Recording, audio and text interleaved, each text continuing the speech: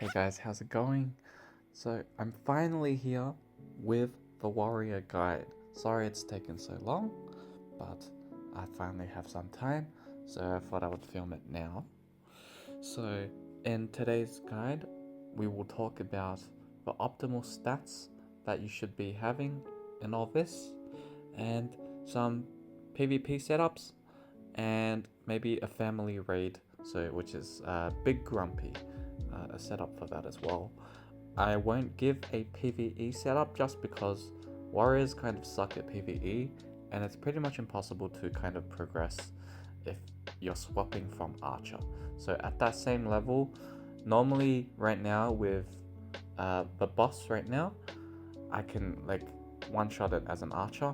Ever since swapping to warrior, you can see it's a lot harder to kill it because you have to rely on the enemy to attack you first, and when they do so much damage at a certain stage compared to your level, it just makes it like pretty much impossible to survive and to deal enough damage.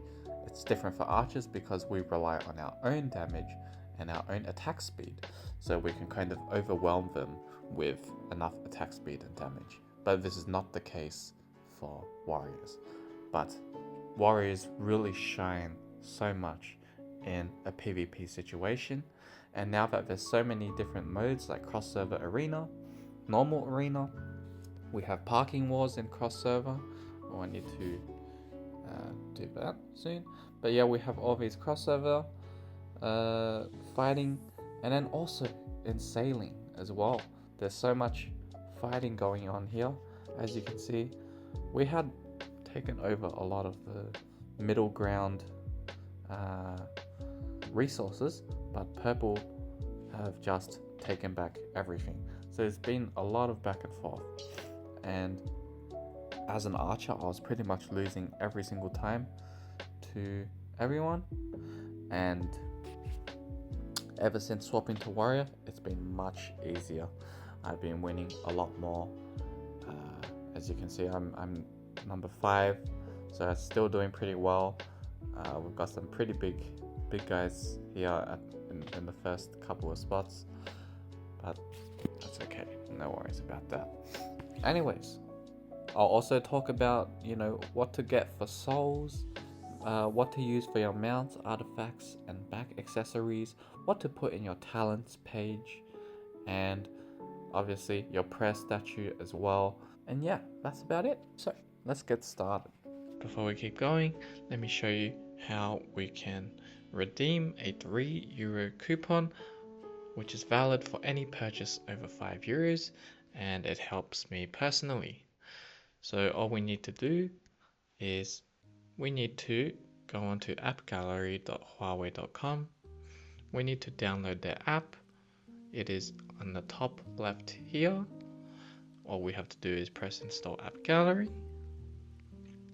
Open AppGallery, then we create our account, and then we need to download HMS Core. And this is what it looks like. And yeah, once you have that downloaded, you can download Legend of Mushroom as well. But then after that, you can click on this link, bit.ly/jujube01. And in addition to this €3 coupon, you get 3 other offers. So you get 20% cashback on your first 3 purchases and 15% cashback for the rest. So this is really amazing. So imagine if you made a €300 purchase, you will get 20% cashback on that. If you wanted to make a €900 purchase, you would be able to get 20% cashback on €900. That's a very good offer that AppGallery is offering. In addition, we have this up to 16.2% on their VIP program. So the more you spend, they will give you more cashback coupons that you can use as well. So these 2 offers will stack together, and you will end up saving a lot more money. And finally, the last one, make sure to join their Discord, and you can receive an exclusive €2 welcome coupon as long as you message Niku01. And she's really friendly, so if you also have any other questions, just feel free to ask her. But yeah, let her know that you were told to message her from me, from Jujubee, and she will help you out. She'll give you the €2 coupon. And yeah, you can see in the My Rewards section, after you claim your coupons, your €3 and €2 coupons, they will appear there. Obviously I can't claim anymore since I've already used mine. But yeah, that's it. I think for anyone who does want to spend, this is a really good way to try and save some extra money. So we'll go back to the main part of the video now. First things first, let's talk about stats, our attributes. So as you can see, my crit rate is 84% and my counter strike is 92%. That's a really nice ratio to have. You really want to aim for above 70% crit rate at least, and then above 80 or 90% counter strike. So I think that's the optimal kind of numbers would be around the 10 to 20% difference between the two numbers. If it's a bit higher, like 30, that's still okay. So 30% would mean you would have like 60% crit rate and 90% counter strike, or 50% crit rate and 80% counter strike. That's still okay, but that just means that you still need to keep working on that so that you can reduce the difference between those two numbers. If it's more than 30%, I think it's a bit too much. You can immediately try and find another piece of gear where you have only counter strike, and then you swap that out for some more crit rate. So for example, do I have any examples here? So I only have counter strike here, counter strike and skill crit. I don't have crit rate. So then you can go into your gear plans, and if you have been saving gear for each class, then you can kind of go in there. Oh, you can see, look, I have just crit rate and evasion. So then you can swap it out and then put it into here instead. So that's like an immediate thing that you can do just to kind of make your crit rate and counter strike ratio a little bit closer together. But yeah, 80 to 90 would be very optimal. If you could get even higher than me, I think that is definitely possible, but you just have to have a lot of luck. As you can see, I have almost everything with counter and crit rate. So I have 1 here, I don't, 2, I don't, and 3. So I have 3 pieces of gear that I don't have both crit rate and counter strike. And I'm making up for the lack of crit rate by using both Benny and Eggplant. If I did not have that equipped, I would have 15% less crit rate, which means I probably would have swapped some more counter strike only pieces out just for only crit rate. So just so I could get that ratio a tiny bit closer. Okay, good. Next thing to focus on is our crit damage. So ideally, we really want this to be above 3000%, especially when you start to get over 60 to 70% crit rate. Our crit damage becomes really important. So let's see, where can we get most of our crit rate stats from? We can just go to, one of the whales at 62 million. You can see here, he has a mount that's from the mage mount, the dragon, the blue dragon, I forgot its name, but it gives 40% crit damage flat. Yeah, the enchant. Artifact enchantments are really important in improving your stats, especially for crit damage, your counter multiplier, and your base flat HP, attack, and defense here. They're really important as well. As you can see, I have 120k here, and he has 455k, and it makes a huge difference. Obviously, he's having me beat in the other categories as well, but by leveling your artifact enchantments more, it increases your final stats much more than if you were just improving, let's say, something in this middle category like your partners or your skills or your tech. The main places to get crit damage from would be your soul. Okay, so this is around level 30 soul for me. He probably is it level 30? Let me check. Okay, no, I'm wrong. This is level 36 soul for me, and that's how I get 705% crit damage. And how much did he have? Let's just see again. Where is it? Yes, he has level 37, so he has one level higher than me. Awaken Seal. So the Awakening Seal can also give us crit damage, so you can definitely level that up as well. I think I have mine around level 15.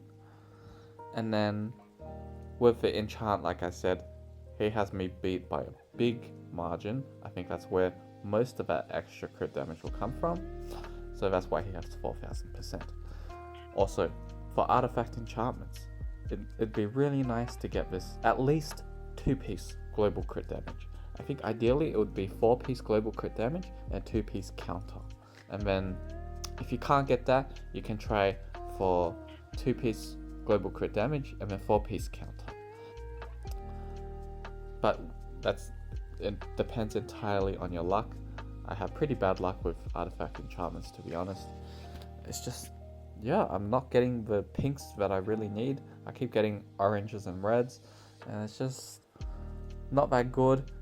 It's, yeah, even when I level it up, it's just not that worth it. So I'm still praying every single day that I get something that I can actually use for endgame. But yeah, with crit damage, definitely try to aim for at least above 2,500%, and then if you can, aim for over 3,000. This makes a big difference, especially when you verse other people. You will notice a difference if you only have, let's say, 1,000 crit damage, and then your enemy has 3,000% crit damage. You will notice a big difference. You will die a lot faster when you fight them.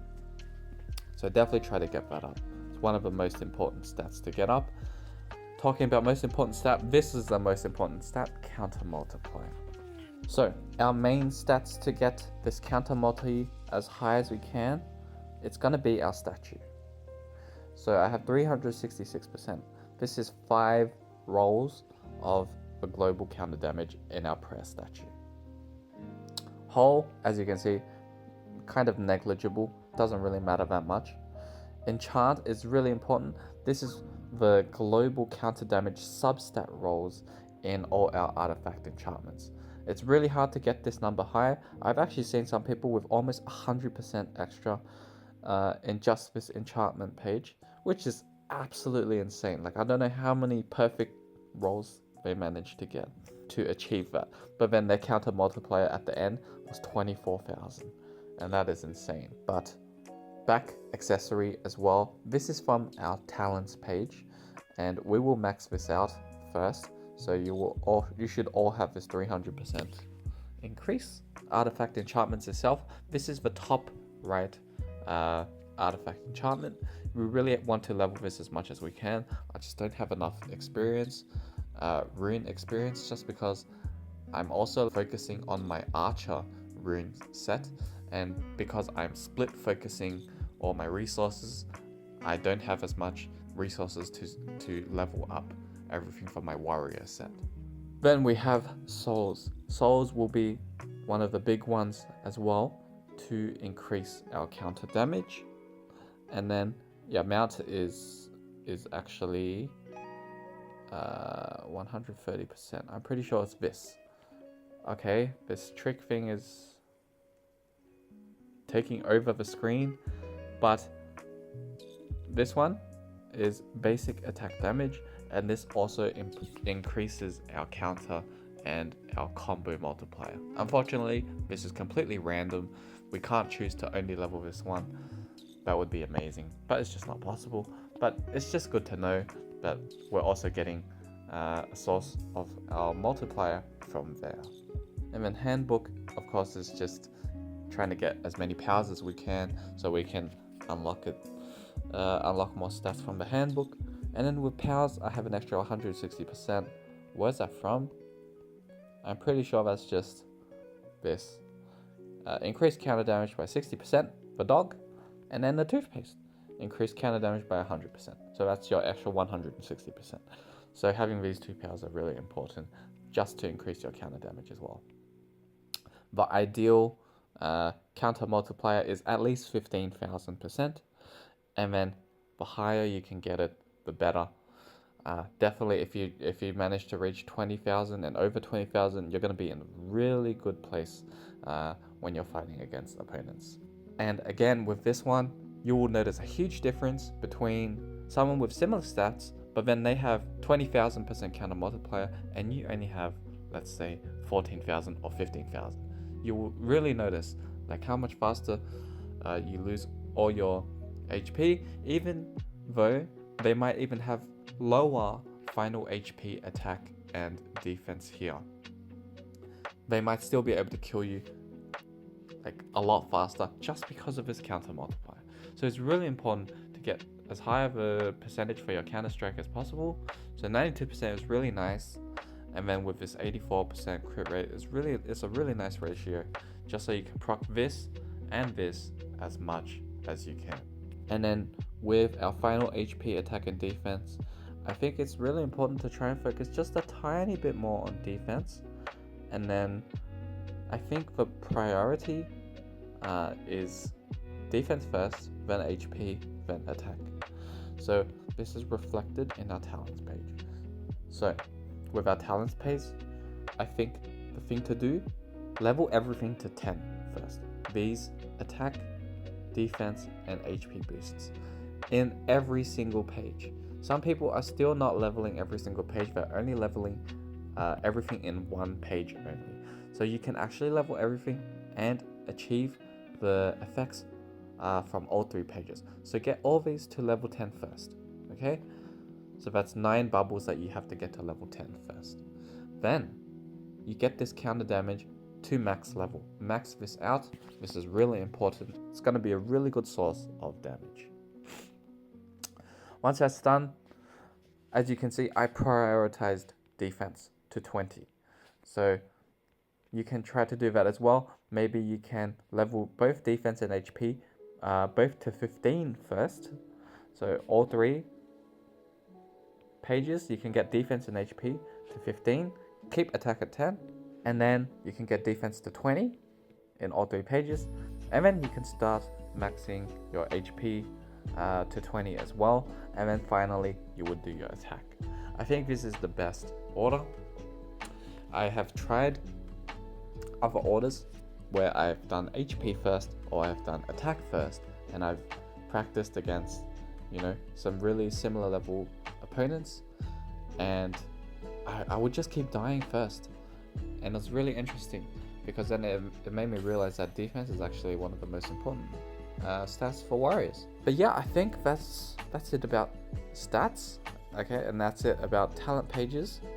With feathers, like I said in one of my previous videos, just try to level them up by 10.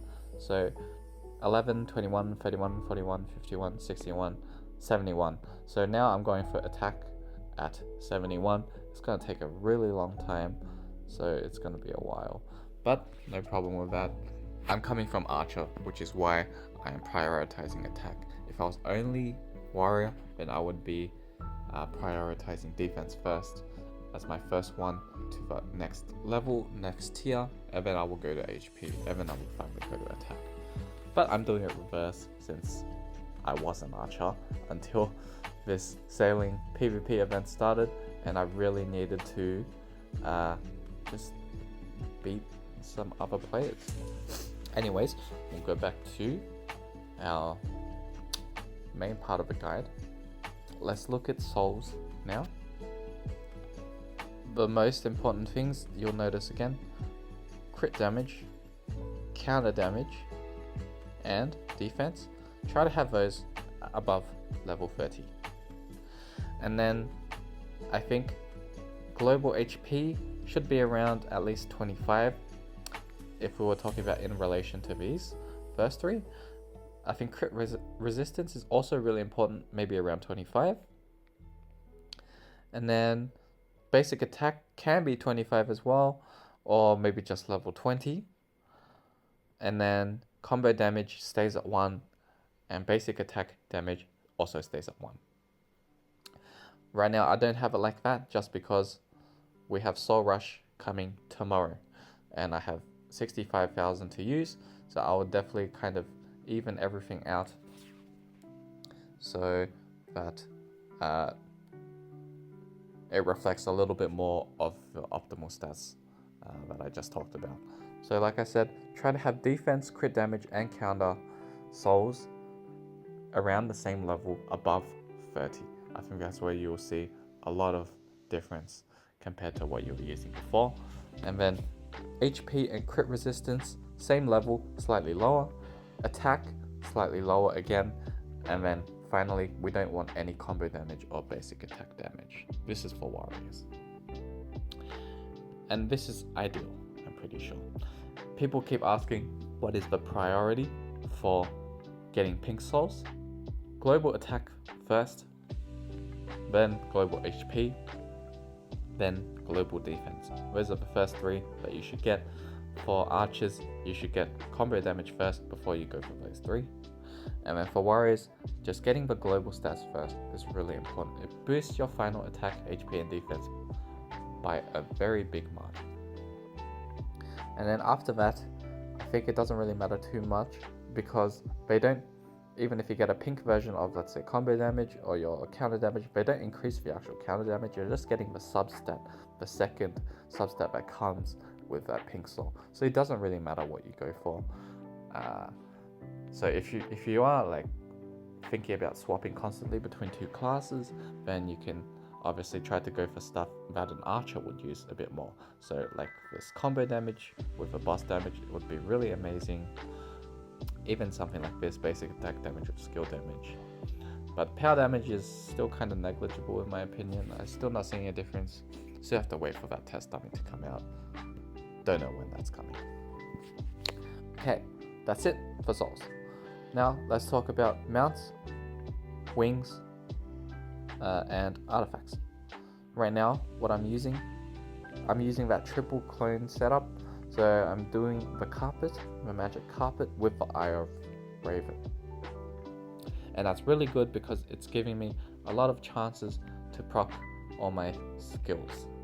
And then for my back accessories, I am using this new army backpack thing where every time you lose HP, you can kind of gain some extra shields and attack.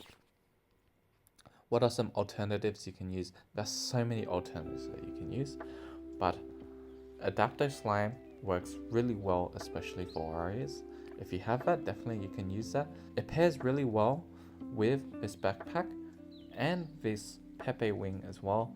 All these accessories or skills, whatever, they work well together since it all depends on how much HP you lose. And then in that PvP situation where you're bound to lose a lot of HP, I think this works really well. Alternatively, you can try to run this build. If you have the new gun, the new artifact, you can try to increase your crit rate because every crit has a chance to deal extra AoE bleed damage, reducing the target's crit res by 1% and stacking up to 20 times. So you can try to take advantage of that with Worldly Snare and also equipping Pyre Breaker, just to try and get your crit rate to maybe like 100%. Obviously this doesn't work as well for a warrior. This works better for an archer just because you have more attack speed, so you can have a higher chance of proccing this skill in the first place, but it still works really well and it's better than nothing, right? Alternatives for artifacts. So I would say this is tier 1, so like tier S OP. And then I think in the second category, Skyfire Wrath, Pepe Gun, Skyward Blade, and Candy Gatling. I think they're kind of similar, at a similar level. And then tier 3 would probably be Spring Cord and Thunder Wrath.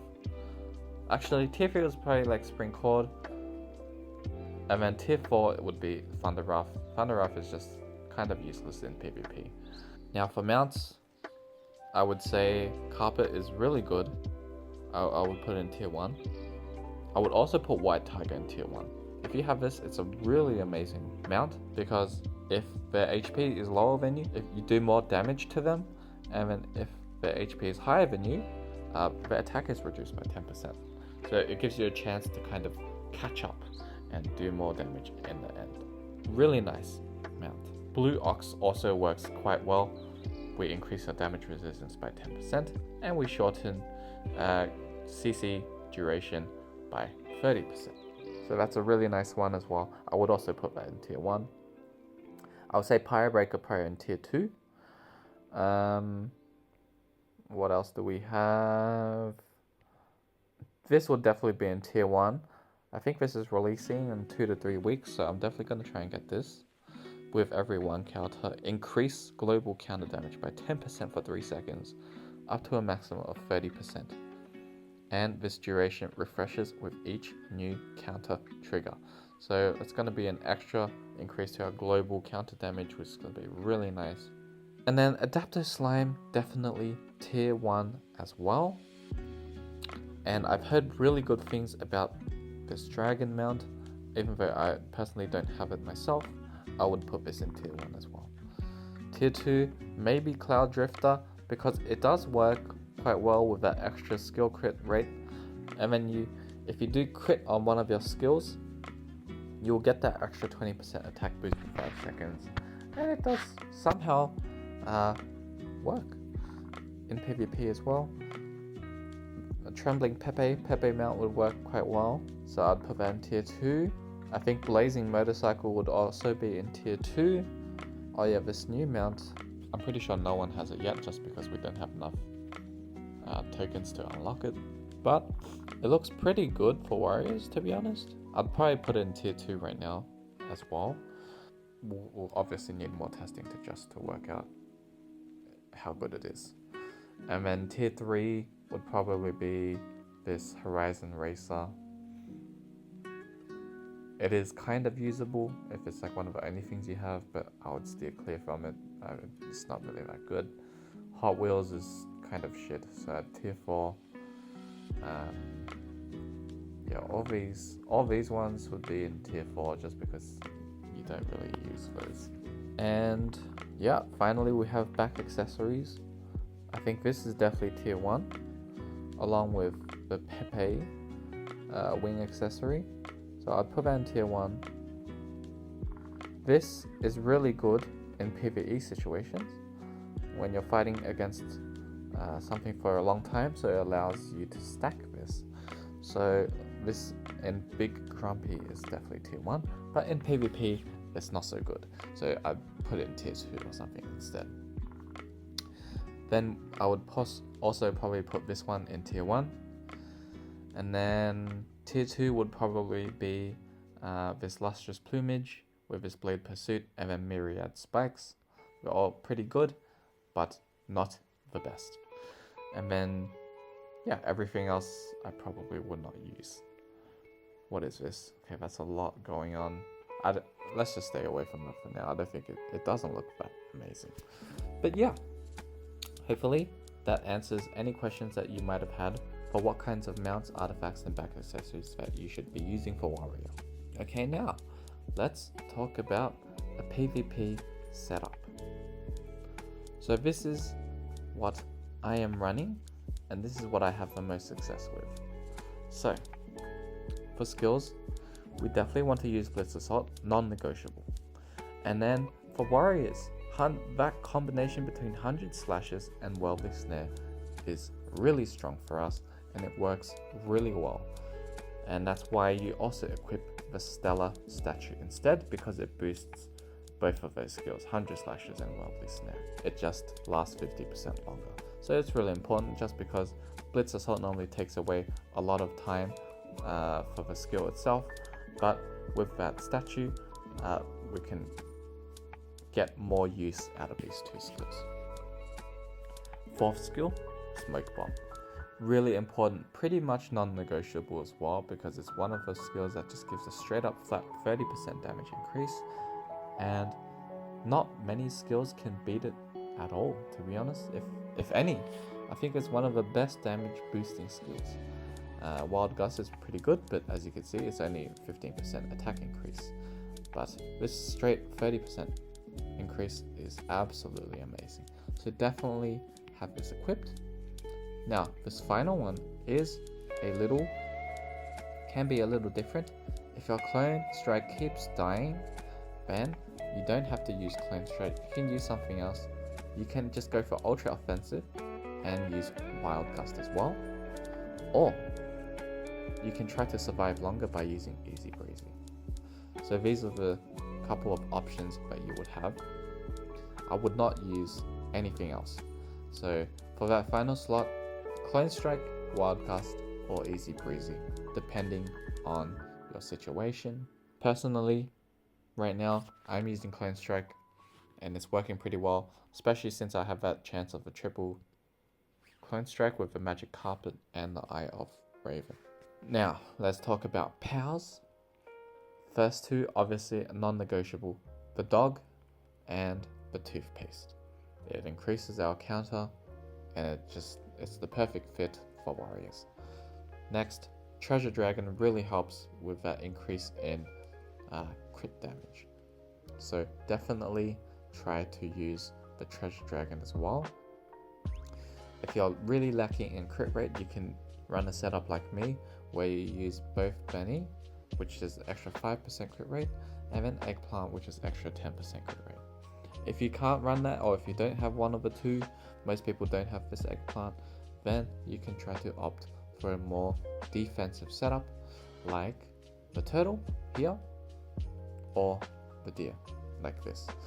You could also try to use both here instead, but as you can see, my crit rate is now 69%, so it's not as high, and I don't really like that. It makes me feel a bit uncomfortable. So I prefer to kind of just maximize my damage, and this is the best power setup that I found through all my testing. And before I forget, which class should you choose for warrior? Should you choose sword or axe? I used axe quite a lot, but I found that they're just too squishy. They die too fast. And ever since swapping to sword, they just have that extra damage resistance, gain a shield, and increase damage resistance by 2% for every 10% HP loss.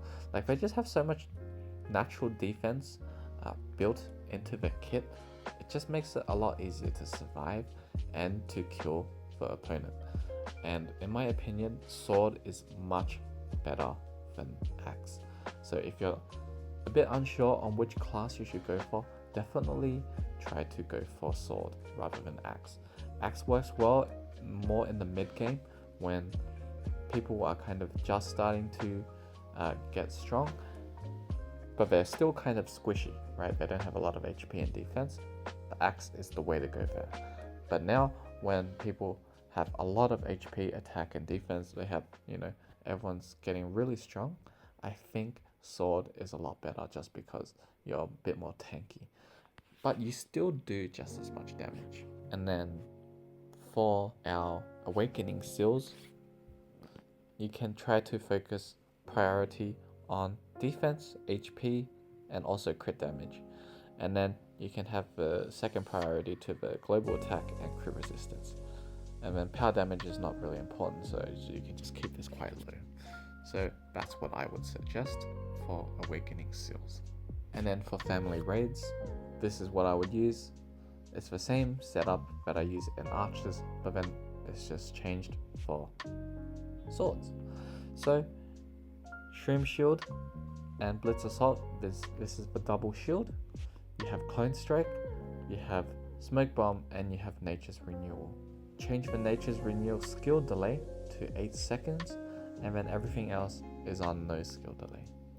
For your power setup, again, Dog and Toothpaste really important with the Treasure Dragon, but then the final two, because this mode lasts a lot longer, we wanted to take advantage of that, so we use Hydro Sprite so we can get more skill rotations out of the entire fight.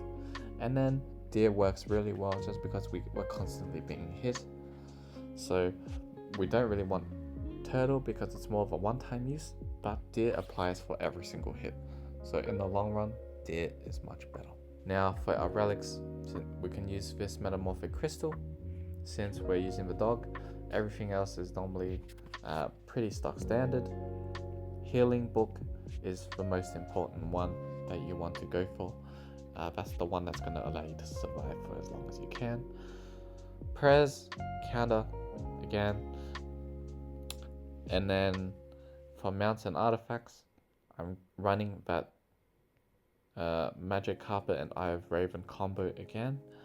And then out of the 3 wings that I do have, Lustrous Plumage would work the best. This is combo wings, so obviously I wouldn't use that. And this one I would not use either, so I would just stick to this one. It's a lot more safer, a lot more steady. And yeah, that's let me see if I can show my damage. So I'm doing 8.2 million. Second place, only 561,000. So as you can see, I definitely do a lot more. I actually survived the full 10 minutes as Sword, just from all these heals, just from your built-in skills, but then also your relics, which is your healing book, and then also these defensive skill setup, and then also your class skill, which helps you heal as well, and these passive skills as well. So everything really helps you just to live that full 10 minutes. So yeah, that's really amazing. And then with our Prez statue, definitely try to go for 5 counter. I have tried 4 counter, 1 HP, 4 counter, 1 defense, 3 counter, 1 HP, 1 defense, 3 counter, 2 HP. I have tried a lot of combinations and I've always come back to 5 counter. It just works the best in my opinion. I always manage to kill them first just because of how much extra counter multiplier I have. So you should definitely just go for 5 counter. Don't think about the other options. Okay, and then now I'm going to talk about the setup that you should be using for the Lightspawn, because I actually haven't tested this out for a couple weeks, just because I've been playing Archer for so long. But this was the setup I was using. So we just tweak it a little bit just for warriors. So let's see. I have replaced the counter dog with a Hydro Sprite because we don't need to heal on every counter when we're taking Lightspawns. They don't do any damage. They do 1 HP every single hit. With our skills, we're going ultra offensive. Just do as much damage as we can. I need to change this statue. Hold on a second. Bosses, switch plans. I need to change this to the Stellar statue. We want to boost our 100 slashes and our Worldly Snare. Everything else looks correct. And then let's try with this double skill setup. And then Lustrous Plumage. Looks good. So let's just go in and let's see how much damage we do. I haven't tested this out myself, so I have absolutely no idea if this will go well or not. But as an archer, I normally take down these Lightspawns in 30 seconds. So that's a pretty fast speed. So we'll just have to see if my warrior build can keep up with that. Right now it's looking a little bit slower. So it looks like it'll take probably around 40 seconds to kill 1 Lightspawn. But that's still, really good, especially for a warrior. I think I might have more success if I used Pyre Breaker with that new artifact gun. Okay, so it's looking like it takes 50 seconds. So that's quite a bit longer, to be honest. Almost double the time of an archer, but I guess that's to be expected. But yeah, let's just take all 4 of these Lightspawns, and then I think we'll call it for this guide, for this video. Alright, so we've taken the second one down, let's take the third one down. But yeah, I hope you guys have learned something from my warrior guide. If I'm missing anything at all, oh look at that, that's beautiful. That's a triple clone strike. Absolutely what you want to see. But I wish it was for an archer because he would do so much more damage. But it is what it is. But yeah, I hope you learned something. If I'm missing anything at all, just let me know, and I can maybe make a follow-up video if needed. I think with PvE, it's just not feasible to use a warrior to keep progressing. But if you had to, I would use the same setup as our PvP, but I would use Easy Breezy and Clone Strike, and then I would probably not use Worldly Snare. So you would replace Worldly Snare with Easy Breezy, and then you have Blitz Assault, 100 Slashes, Clone Strike, and Smoke Bomb. And I think that would be your setup. And then for powers, I think you would just use the same. Okay, so we've taken down all 4 now. And yeah, that's it for today's video. I hope you enjoyed watching it. And I'll catch you in the next one. Peace.